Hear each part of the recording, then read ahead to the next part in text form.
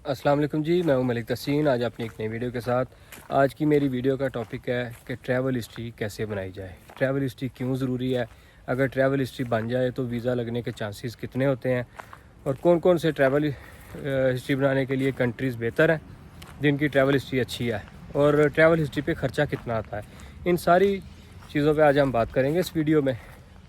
तो सबसे पहले मैं आपको बताता चलूँ कि मेरे एक दो दोस्त ने मुझसे मशवरा किया कि भाईजान हमने वीज़ा अप्लाई करना है तो हमें को मशवरा दें। उनका ऑलरेडी बिज़नेस था और उनकी टैक्स रिटर्न भी अच्छी थी और उनके सारे डॉक्यूमेंट जो शेंजन वीज़ा के रिलेटेड होते हैं कंप्लीट थे, लेकिन उनकी ट्रैवल हिस्ट्री नहीं थी। तो मैंने उन्हें मशवरा दिया कि यार आप सबसे पहले ट्रैवल हिस्ट्री अपनी बना लें, थोड़ी बहुत 3-4 कंट्रीज़ की एक ही टूर में आप कर लें, तो इससे आपके वीज़ा लगने के चांसेस जो है ना बहुत अच्छे हो जाएंगे। तो उन्होंने कहा यार हमने लाख आजमानी है तो हम पहले वैसे ही अप्लाई करते हैं, अगर वीज़ा लग गया ठीक है, अदरवाइज़ हम बाद में ट्रैवल हिस्ट्री बना लेंगे।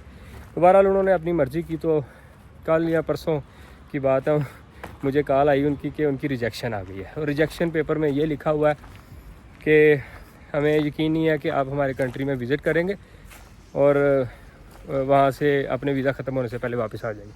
तो इसका मतलब यही होता है कि वो ये साबित नहीं कर सके कि वो वहाँ से वापस आएंगे, क्योंकि उनकी ट्रैवल हिस्ट्री नहीं थी, कभी वो पहले किसी कंट्री में गए ही नहीं। तो इसलिए उन्होंने अपना थोड़ा बहुत नुकसान कर लिया है।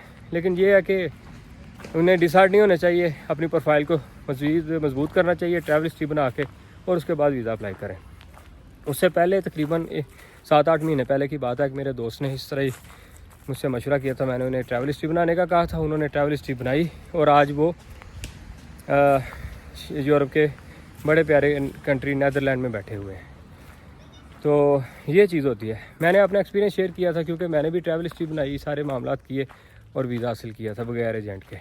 तो ये चीज़ होती है। तो चलें ट्रैवल हिस्ट्री पे बात करते हैं कि कौन से कंट्रीज़ की ट्रैवल हिस्ट्री अच्छी होती है। सबसे पहले मैं बताऊंगा आपको Thailand, Malaysia, Singapore, Cambodia, Sri Lanka. आमतौर पे ट्रेंड ये है पाकिस्तान में सारे भाई ये कंट्रीज़ को विज़िट करना पसंद करते हैं, क्योंकि इन कंट्रीज़ के वीज़ा बड़ी आसानी से मिल जाते हैं और इनकी इमिग्रेशन भी बड़ी आसान है।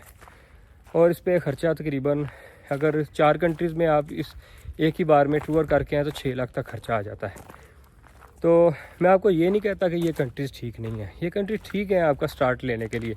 लेकिन अगर आप तकरीबन 1 लाख के फ़र्क से, मतलब अगर यहाँ 6 लाख खर्चा आता है तो आप 7 लाख खर्चा कर लें और आपको 3 कंट्री विज़िट करने का मौका मिल जाए जिनकी ट्रैवल हिस्ट्री बहुत स्ट्रॉन्ग है, वो कंट्री भी बड़े अच्छे हैं, और कल को अगर आप शेंजन वीज़ा अप्लाई करते हैं तो वो भी बड़ी आसानी से आपको 90% तक आपके चांसेस होते हैं कि आपको वो वीज़ा शेंजन वाले दे देते हैं, अगर आपकी ये ट्रैवल हिस्ट्री बनी हो। वो 3 कंट्रीज़ हैं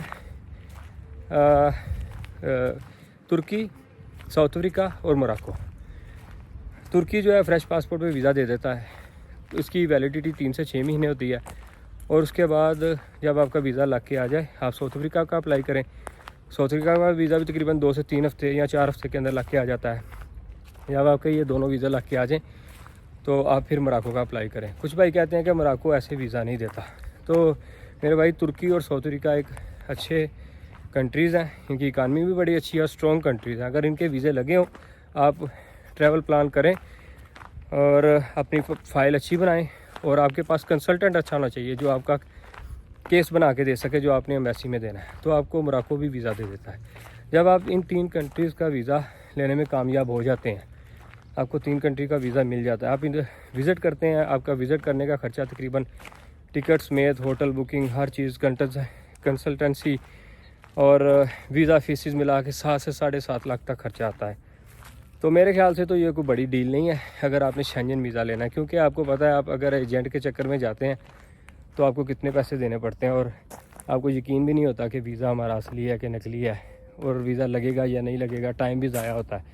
इस तरह अगर आप ट्रैवल हिस्ट्री बनाते हैं आपको दुनिया एक्सप्लोर करने का भी मौका मिल जाता है, आपका एक्सपीरियंस भी बढ़ जाता है, और सबसे बड़ी बात यह है कि आपको ये तसल्ली होती है कि यार जो मैंने पैसे लगाए हैं वो मेरे खुद पे ही लगे हैं, मैंने किसी एजेंट वगैरह को नहीं दिए। तो इसलिए ये 3 कंट्रीज़ बहुत अच्छे हैं वीज़ा।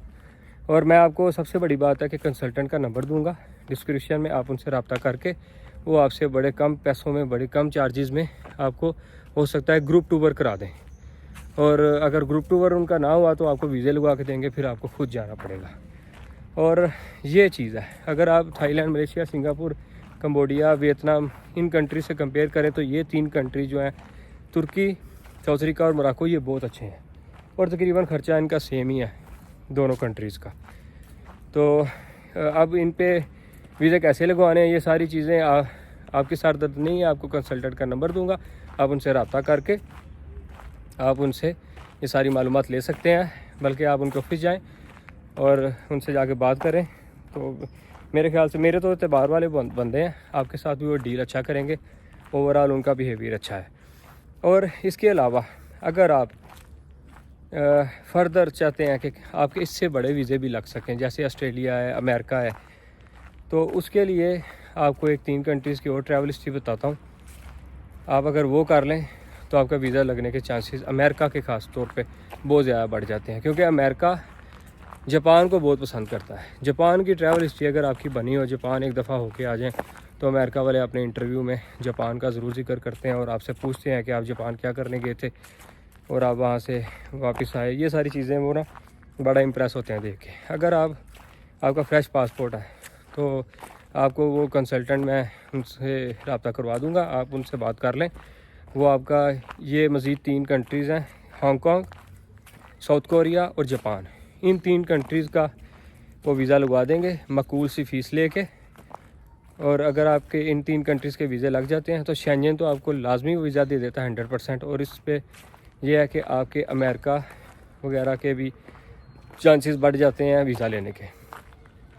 तो ये कंट्रीज़ थे। पहले मैंने आपको सिंगापुर, थाईलैंड के बारे में बताया कि उनकी ट्रैवल हिस्ट्री से मैं आपको मना नहीं करता, लेकिन उसके लिए डॉक्यूमेंट्स रिक्वायर्ड नहीं होते जब आप वीज़ा अप्लाई करते हैं। तो शेंजन वालों को पता होता है ये जो कंट्रीज़ हैं, थाईलैंड, मलेशिया, सिंगापुर, इनका इन्होंने विज़िट किया और डॉक्यूमेंट्स कोई प्रोवाइड नहीं इन्होंने खास किए होंगे। तो आपको पता है कि कंसल्टेंट को अगर आप पासपोर्ट देते हैं, फ़ीस देते हैं, तो आपके वो वीज़े लगवा देते हैं सिंगापुर वगैरह के।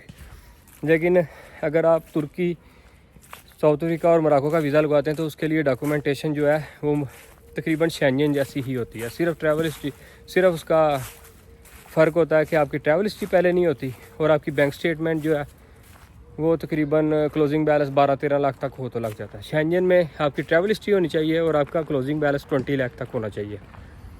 ये अगर आप थाईलैंड, मलेशिया, सिंगापुर, कंबोडिया से स्टार्ट करना चाहते हैं तो 6 लाख तक खर्चा आता है। और आप इनकी ट्रैवल हिस्ट्री बना के तो बेहतर ये होता है, इसके बाद आपको तुर्की का विज़िट करना पड़ता है, फिर शेंजन वीज़ा अप्लाई करना पड़ता है। और अगर आप ये कंट्रीज़ नहीं करते, मोरक्को, साउथ अफ्रीका और तुर्की करते हैं, तो उसके बाद आप डायरेक्ट शेंजन का 4 महीने का गैप दे के अप्लाई कर सकते हैं। इस पर आपका 7 लाख तक खर्चा आ जाता है। और अगर आप कोरिया, हांगकॉन्ग और जापान का विज़िट करते हैं तो ये तकरीबन 8 लाख तक टोटल खर्चा आ जाता है, जिसमें hotel booking, ticket, travelling, consultancy, हर चीज़ मिला के। तो ये 3 रूट हैं और जो भी रूट आपने पकड़ना है उसे एक ही बार में कंप्लीट करना है। ये नहीं कि बार बार आप उन कंट्रीज़ में जाएंगे, एक ही रूट में आप ये सारी चीज़ें अपनी कनेक्टिंग फ़्लाइट लेके तो उसको ट्रैवल कर सकते हैं। तो ये ट्रैवल हिस्ट्री के फ़ायदे हैं। ट्रैवल हिस्ट्री के बगैर अगर आप इस वक्त सोच रहे हैं कि हमारा वीज़ा लग जाएगा शेंजन या अमेरिका या इस तरह के किसी कंट्री में, तो मेरे ख्याल से ये 100 में से शायद 1% ही चांसेस है, क्योंकि इस वक्त आपको पता है कि पाकिस्तान के पासपोर्ट की हालत क्या है और नीचे से अगर देखें तो 4थे नंबर पे आ रहा है। तो ये चीज़ है। तो अगर आपने ये वीज़ा लगवाना है खुद से तो बिल्कुल रिस्क ना लें, ट्रैवल हिस्ट्री बनाएं, थोड़े बहुत पैसे खर्चें, वो खर्चा आपके ऊपर ही होना है, आपने किसी को थोड़े पैसे देने हैं वो। उसके अलावा अगर आप एजेंट के पास जाते हैं तो वो मैंने आपको बताया कि उसमें मज़ा नहीं है, पैसे भी ज़ाया होते हैं। अगर वीज़ा लग भी जाए तो 30-40 लाख रुपया आपको एक बंदे का देना पड़ता है।